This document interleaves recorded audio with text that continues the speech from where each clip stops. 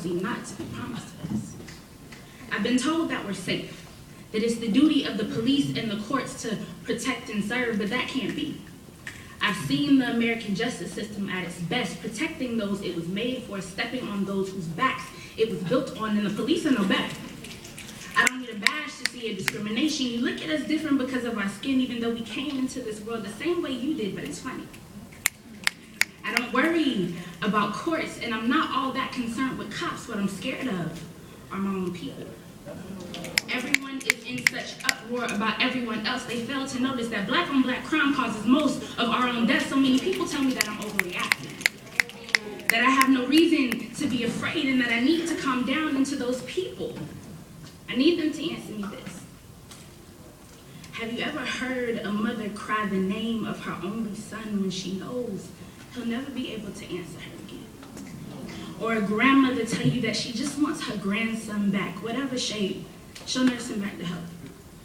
Have you ever seen the tears of a cousin who ran to help the kid that was more like a brother after those gunshots rang out, just to find his lifeless corpse bloody on the ground? Or the fear in a friend's eyes who won't go up to see his body in the casket? She knows he only wears that hat because the mortician couldn't cover up the bullet hole in his skull. Oh, you have it? Well, I have. I've seen it, and I've felt it, so you have no right to tell me that I'm not allowed to feel the way I feel. You have no right to tell me that I'm overreacting. You have no right to tell me that I shouldn't be scared. It's not just the white man with the Confederate flag in his window that our boys have to watch out for. It's the nigga down the street with the 28th on his car upset because you stepped on his shoe at the club last night. I live in a world where little black boys kill other little black boys on a daily, but nobody really cares until some white man kills their baby. A world where it's better not to be thought of as a snitch than to be known for putting a murderer behind bars. A world where niggas use innocent bystanders as target practice. I go to more funerals than graduation ceremonies. I see more men sent to jail than to college. I watch more friends die than I see them prosper, and everybody walks around like this shit is okay, and it's not. No justice, no peace in the name of Trayvon Martin, but watch on in silence as your homeboy takes a pistol down to the park to shoot the nigga who stole his phone. You want some damn peace? Start at home. Tell your homeboy to stop all his shooting because his gun ain't his only solution. Take your brother down off the corner pushing drugs down the street and take your finger out my face until you practice what the hell you preach.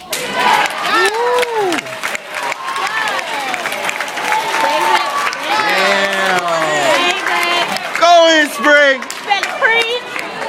Damn. I made my mother cry that day. And if you knew my mother, you know she doesn't cry often, so what could I have said that made this day so different? We talked about you. How I remember so vividly those Boys and Girls Club days. You and my cousins played basketball. I was your cheerleader. I watched you grow up. And now somehow you're gone. I told her how I still hear your mother's screams in my dreams, how my heart cries every time I look into your grandmother's eyes, how I don't think your cousin will ever be able to remove the image of your body from his nightmares, and how I block memories from the day of your funeral. That's not the way I want to remember you. And after I had cried and cried and cried, and after she had cried and cried and cried, she wiped her eyes. And my mother, in all her infinite wisdom, told me that the only thing I can really do is pray. So Lord, I pray for my family, for my dad, my brother, my uncles, my cousins, my unborn nephews, my future husband, and even my unborn sons. Watch over and protect them from all hurt, harm, and danger. I love them too much for me to lose them. I pray for those who take lives and think nothing of it, ripping apart families like they do paper and not giving it a second thought as they walk into the arms of their own. Forgive them.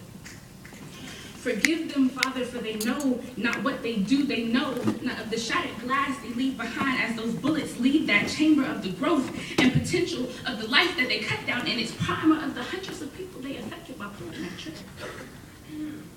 Now, you lost your life a little too early, so I guess this prayer is a little too late, but I pray for you.